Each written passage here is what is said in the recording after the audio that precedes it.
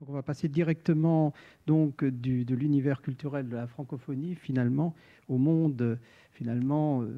qui s'approche beaucoup plus de l'Institut des Amériques, puisque c'est quand même un colloque de l'Institut des Amériques, qui donc je laisse la parole, je donne la parole finalement à Sophie Croisy. Merci beaucoup. Donc, je vais vous parler aujourd'hui des Native American Studies, qui est une discipline universitaire connue également sous le nom de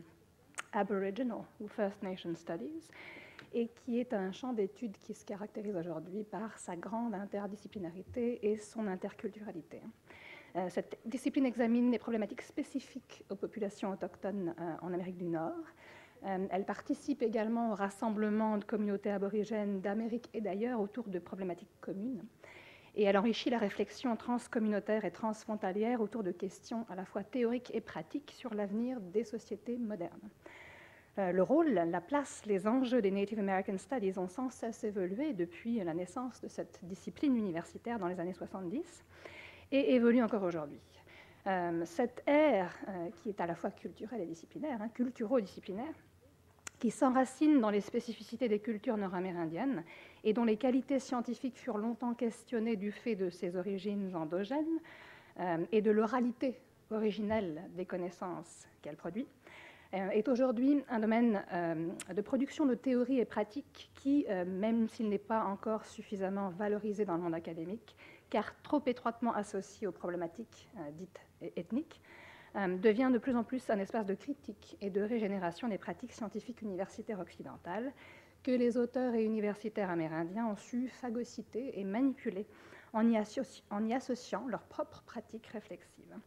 La conséquence de ces imbrications épistémologiques s'exprime aujourd'hui dans l'élaboration de théories de la pensée et de pratiques universitaires et activistes interdisciplinaires et interculturelles innovantes. Et c'est de l'évolution de ce champ culturo-disciplinaire dont j'aimerais faire état dans ma présentation aujourd'hui.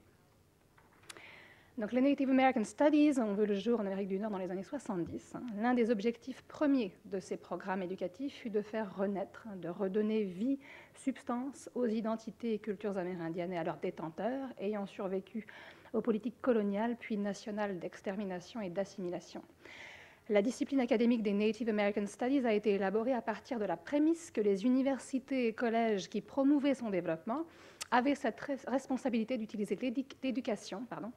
comme moyen d'influer sur la politique américaine dans le domaine des affaires indiennes, notamment en matière de gestion des territoires et de reconnaissance des droits et des statuts des Amérindiens.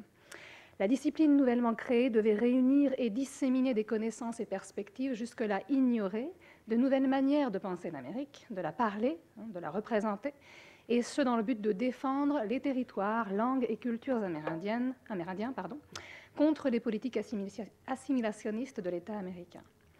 Les acteurs et bénéficiaires de la dissémination de connaissances et de perspectives éducatives, politiques, sociales, caractéristiques d'une épistémologie à part, dissociée des sciences sociales, de l'anthropologie et autres domaines disciplinaires qui abordaient les problématiques amérindiennes de l'extérieur. Donc, ces acteurs et bénéficiaires devaient être majoritairement des Amérindiens, ceux qui possédaient encore tous ces savoirs, ayant pour rôle de les communiquer à ceux qui les avaient perdus. Bon nombre d'intellectuels amérindiens pensent aujourd'hui que le projet originel des Native American Studies a en grande partie échoué. Par exemple, l'essayiste et poétesse amérindienne Elizabeth Cook Lynn, qui est une pionnière du développement de cette discipline académique, a sonné dans un article publié en 1997 qui s'intitule « Who Stole Native American Studies ?» qui a volé les études amérindiennes. Dans ce texte, elle sonne le glas des Native American Studies et ce qu'elle fait dans ce texte, c'est qu'elle reprend et développe les arguments d'autres auteurs amérindiens et les siens, des auteurs tels que, les plus connus sont Paula Goon Allen, Craig Womack, Robert Warrior, qui sont des auteurs et activistes amérindiens.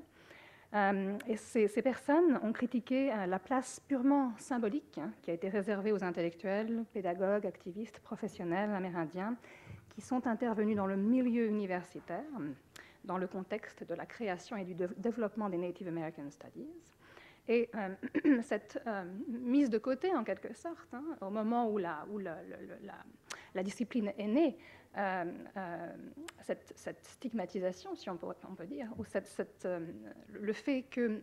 les participants à cette nouvelle discipline soient un petit peu relégués à l'extérieur, à la périphérie, hein, a été la conséquence du poids des disciplines universitaires traditionnelles fondées sur des théories de la pensée occidentale qui ont limité donc le développement de cette ère disciplinaire naissante, ne laissant d'autre choix aux universitaires amérindiens que de céder à des compromis épistémologiques, tels l'enseignement des littératures amérindiennes en anglais et l'écriture de ces littératures en anglais dans les départements d'anglais américains,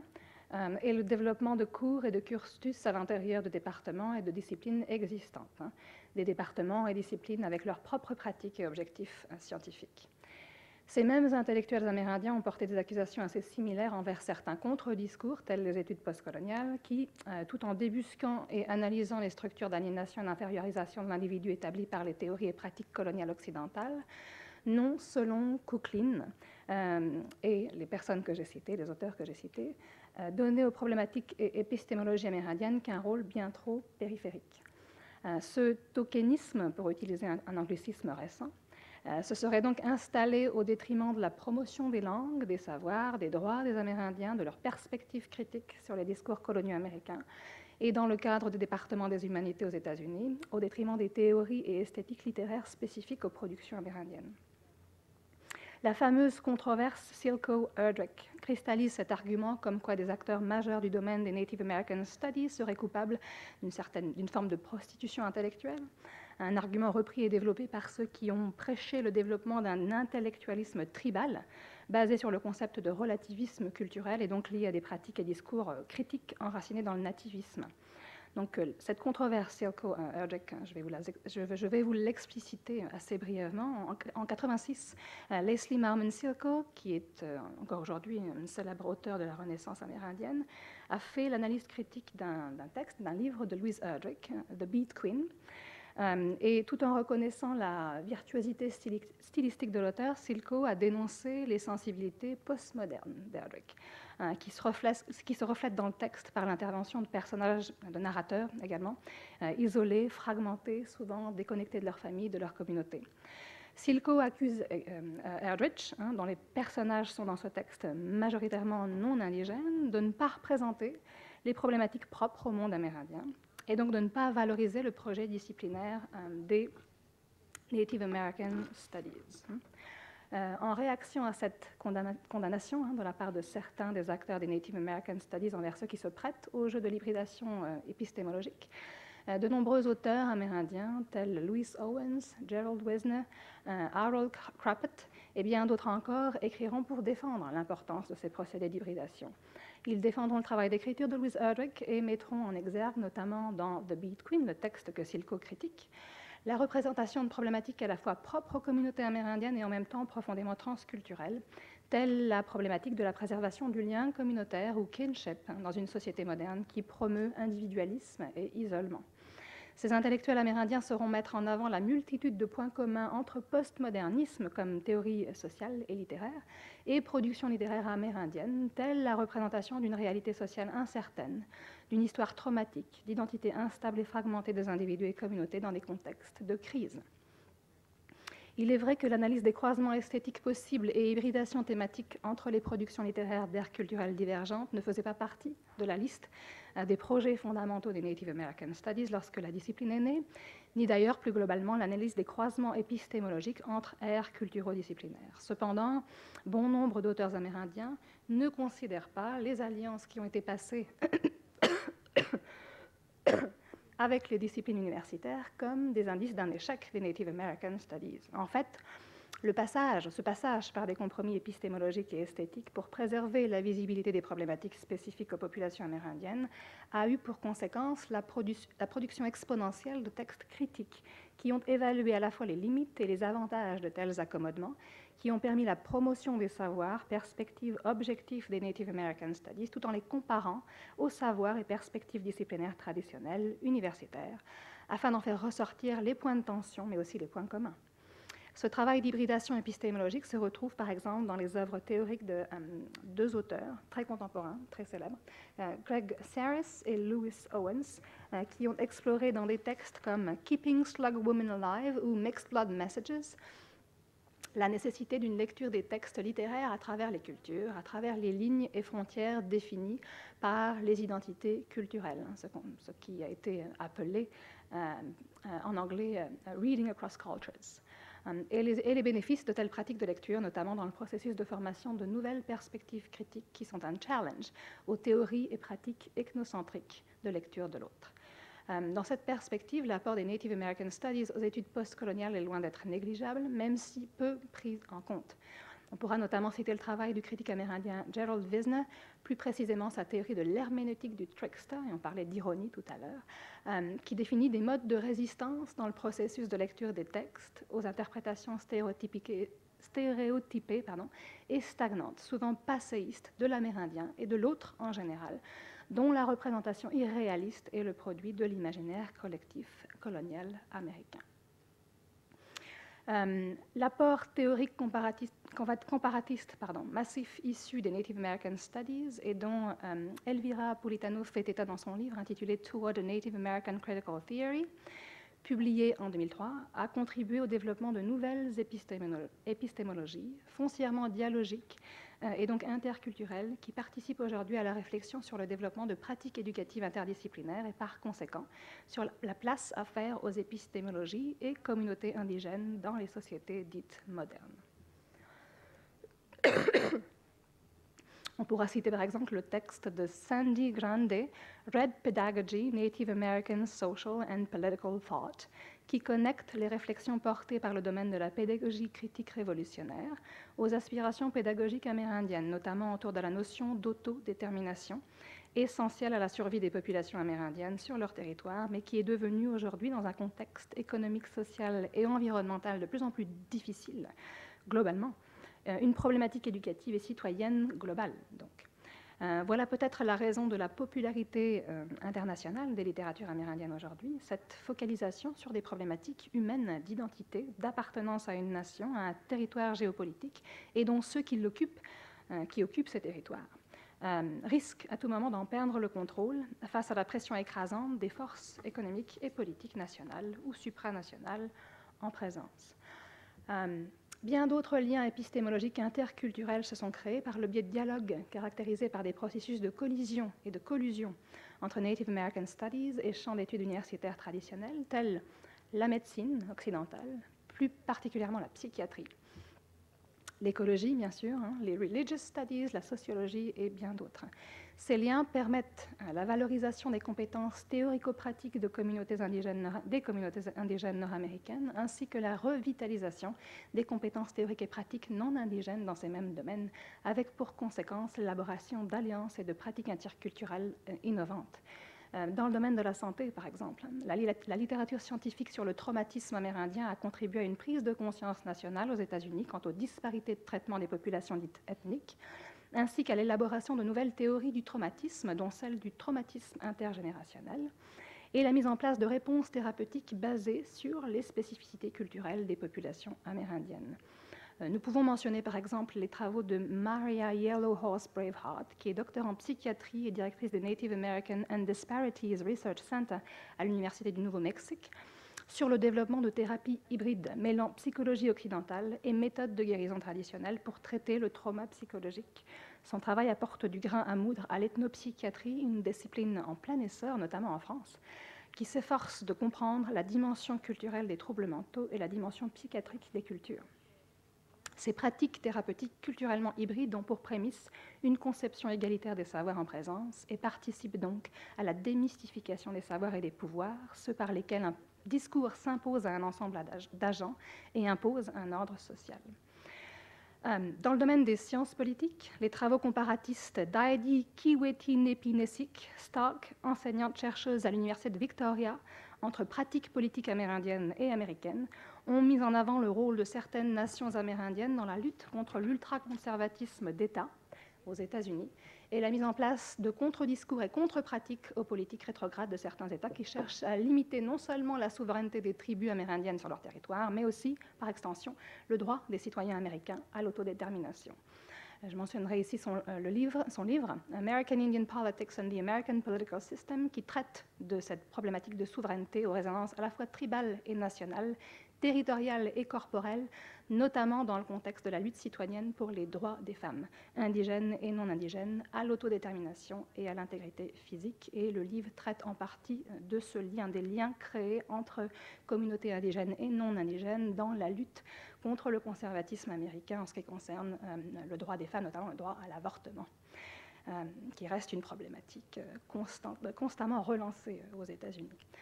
Le domaine de la législation internationale, également, un domaine théorique crucial qui régit les relations humaines entre et à l'intérieur des nations, est aujourd'hui plus que jamais la sphère d'influence des populations autochtones en Amérique du Nord, qui mènent campagne